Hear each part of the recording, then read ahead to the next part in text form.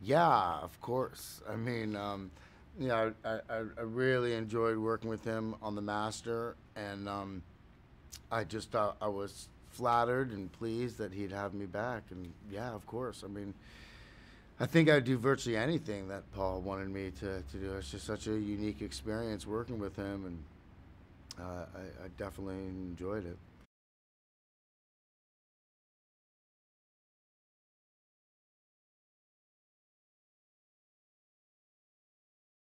That sounds pretty good. I'm still trying to figure out how to describe this movie.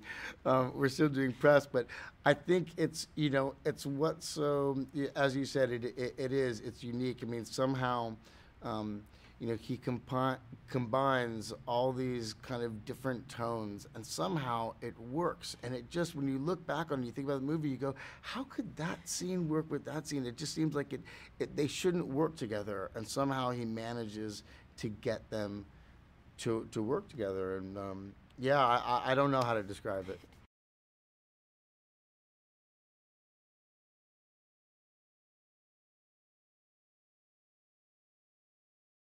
Yeah, I think that it is. I mean, I think that Paul manages to put the audience in Doc's shoes and to have you kind of experience it as he's experiencing it. Um, and so that's part of kind of the joy of it. I think that if you're going in and you're trying to figure it out as you go along, I think you're going to miss too much. And there's so many different colors. It really is a film to experience.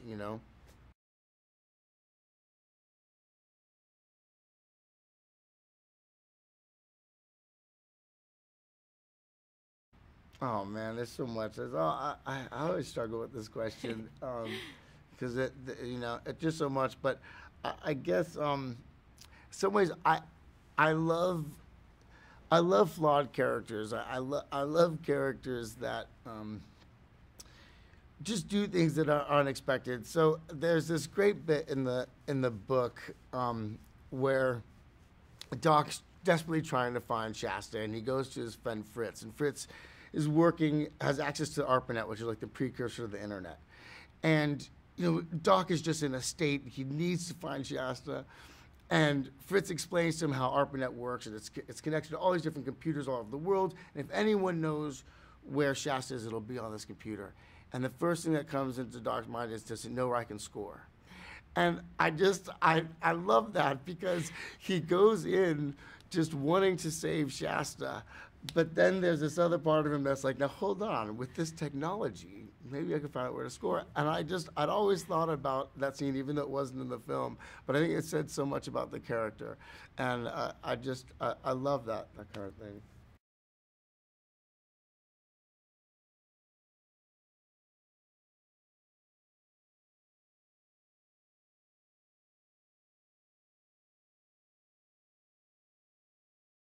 It is. I mean, the dialogue was great. It's one of those things that happens when you make a film that's adapted on a book that you love so much, and the language is so specific and rich.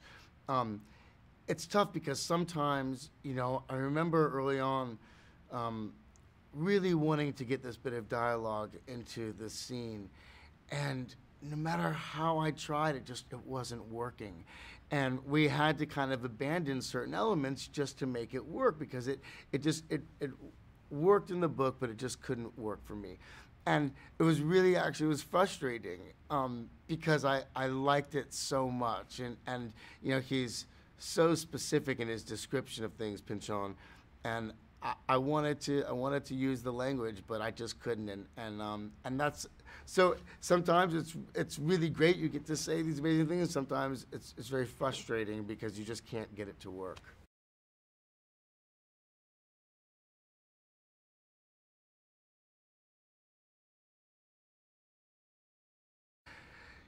Maybe he does. Part of his genius is creating this environment where you're not aware of the camera.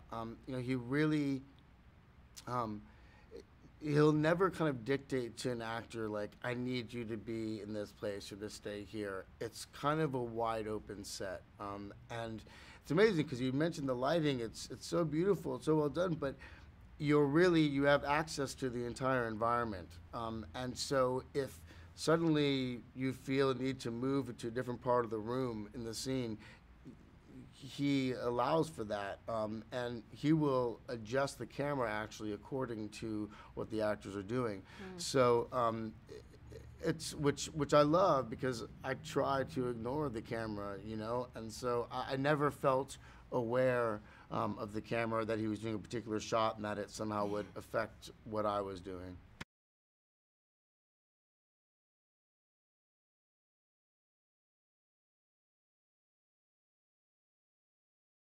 They were.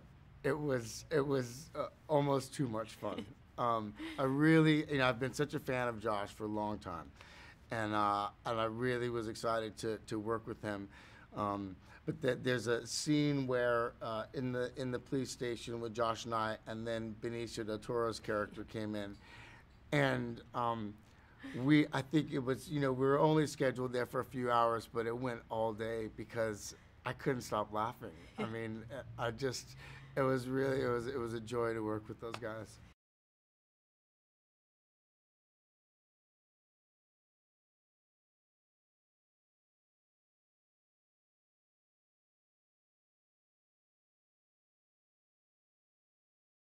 Yeah, I mean, I remember early on we were at Paul's, and I remember he was just kind of going through some tapes and watching some video, and I looked over and I was looking at this audition, and it was Catherine, and I was like, "Who's that?" The way that she was playing the scene just was. Um, in some ways it was totally satisfying, but it was unexpected and a different approach. And it's rare to have that. You know, sometimes people just kind of do something that's really satisfying and what you would expect. You go, oh, that's exactly like I saw it. And sometimes people do things that are kind of different, but it doesn't really satisfy you. You know, you feel like, they kind of stand out. And somehow she kind of managed to bring these two different elements together. And I just was impressed. I hadn't really seen anything like that in a long time. And it was an audition tape, you know, and those are always so cold and really difficult. And I was like, well, she's really amazing. And Joanna also, like, I'd never met her. The first day I worked with her, and I was so nervous, and she seemed so calm, and she just had this amazing approach to her character, to Sortilege. And I just immediately understood their dynamic and their friendship, and they're both incredible talents.